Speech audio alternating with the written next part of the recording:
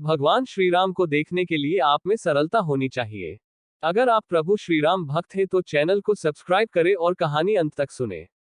एक बहुत ही भोला भाला सा आलसी लड़का था। वह कोई काम नहीं करना चाहता था, बस खाना खाता, घूमता और सोते रहता था। एक दिन उसे किसी ने बताया कि एक आश्रम है जहां पर कुछ नहीं करना पड़ता है और हर दिन 2 समय का खाना और नाश्ता मिलता है, तुम वहां जाकर के रहो। उस आलसी लड़के ने सोचा कि ये तो बहुत ही बढ़िया है और वह उस आश्रम में जाकर रहने को सोचा और फिर वह भोला भाला आलसी लड़का अपना सारा सांसारिक जीवन छोड़कर उस आश्रम में जाकर रहने लगा। आश्रम में गुरुजी रहते थे। वह कुछ समय सबको प्रवचन देते हैं। वह आलसी लड़का सुनता था, बाकी समय आराम करता था और फिर भरपेट खाना खाकर सो जाता था। ऐसे ही उस लड़के का दिन गुजरता गया। एक दिन उस आश्रम में कुछ भी नहीं बना। नाश्ते के समय नाश्ता नहीं मिला। उसने सोचा नाश्ता नहीं मिला, भोजन तो मिलेगा। अब भोजन के समय भी उसे भोजन नहीं मिला। लड़का दौड़ करके गुरु जी के पास गया और उसने पूछा कि आज भोजन क्यों नहीं बना। गुरु जी ने कहा कि बेटा, आज एकादशी है और जितने भी आश्रम के सदस्य हैं उनका उपवास है और तुम्हारा भी आज उपवास है, आज भोजन नहीं बनेगा। वह लड़का आलसी था और उसे भूख भी बहुत लगता था। उसने गुरुजी से बोला कि मैं उपवास नहीं रहूंगा, मुझे भूख लगी है, मैं खाना खाऊंगा। गुरुजी ने बोला ठीक है, जाओ भंडारे में से सामान लेकर के आओ और आश्रम में नहीं बाहर ले जा करके बना लो, लेकिन याद रखना भोजन बनाने के बाद सबसे पहला भोग भगवान को लगाना और फिर तुम प्रसाद पाना।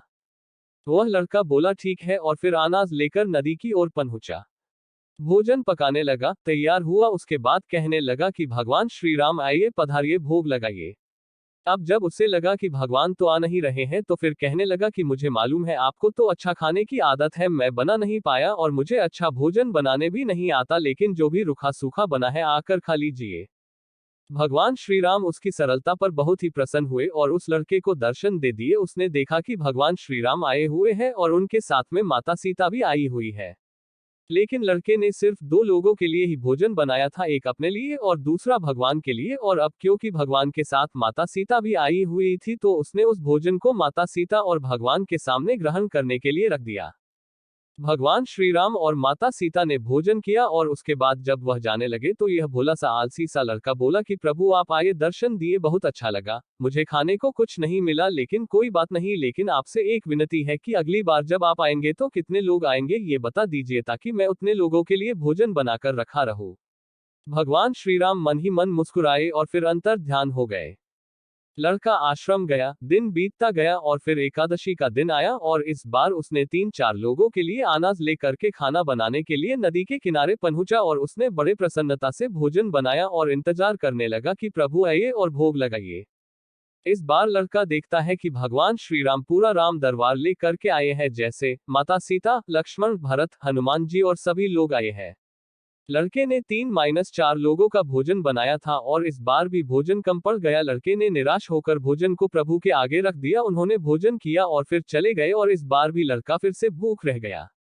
अब लड़का फिर आश्रम गया, दिन बीतता गया और फिर एकादशी का दिन आया और इस बार गुरुजी से कहने लगा कि गुरुजी मुझे इस बार थोड़ा ज्यादा अनाज चाहिए। गुरुजी सोचने लगे कि यह इतना सारा अनाज का करता क्या है, कहीं इसे बेचता तो नहीं है। फिर उन्होंने कहा कि ठीक है, भूख से परेशान रहता है। लड़के ने कहा कि नहीं गुरुजी, मैं भूख से परेशान नहीं रहता हूँ, प्रभु के साथ बहुत लोग आते हैं, उनको भी तो भोजन करना पड़ता है। गुरुजी को लगा कि लड़का पागल हो गया है, लेकिन गुरुजी ने सोचा कि चलो एक बार चलकर देखते ही कि लड़का इस अनाज का करता क्या है। वह भोला सा लड़का अनाज लेकर के नदी के किनारे पहुंचा और इस बार भोजन बनाया नहीं। उसने सोचा कि प्रभु हर बार ज्यादा लोगों को लेकर के आते हैं, इस बार वह जितने भी आएंगे खुद बना करके भोग लगा लेंगे और फिर प्रेम से प्रभु को बुलाने लगा। गुरुजी ये सब छुपकर देख रहे थे कि ये भोजन तो बनाया नहीं और प्रभु को बुला रहा है। लेकिन लड़के ने देखा कि इस बार प्रभु के साथ बहुत से लोग आए हुए हैं तो उसने प्रभु के सामने हाथ जोड़ करके कहा कि प्रभु माफ करना, आप बहुत सारे लोग आते हो, मुझे संख्या पता नहीं होती है और मेरी हिम्मत भी नहीं होती है कि इतने सारे लोगों के लिए भोजन बनाओ। आप स्वयं आइए, बनाइए, खाइए और भोग लगाइए। प्रभु मुस्कुराते हैं और अपने साथ आए सभी लोगों के साथ मिल करके भोजन बनाते हैं। गुरुजी ये सब छुप करके देखते हैं और फिर लड़के के पास आकर के कहते हैं कि तुम ये कर क्या रहे हो।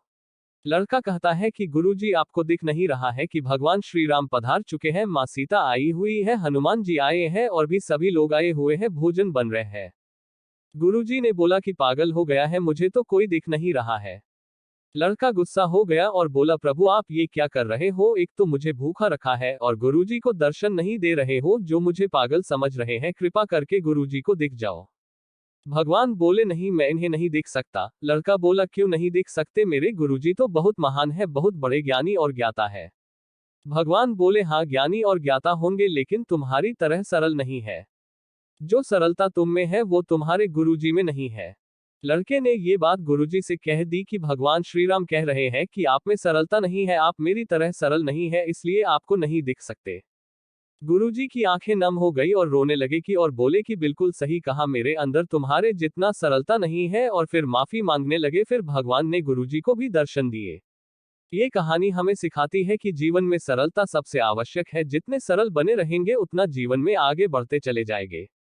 जब आप सरल होते हैं तो आप खुद भी मुस्कुराते हैं और दूसरों को भी मुस्कुराने की वजह देते हैं। जय हिंद, जय भारत। अगर आपको कहानी अच्छी लगी तो लाइक, सब्सक्राइब एंड शेयर करिए और हमें कमेंट्स बॉक्स में अपनी राय बताएं।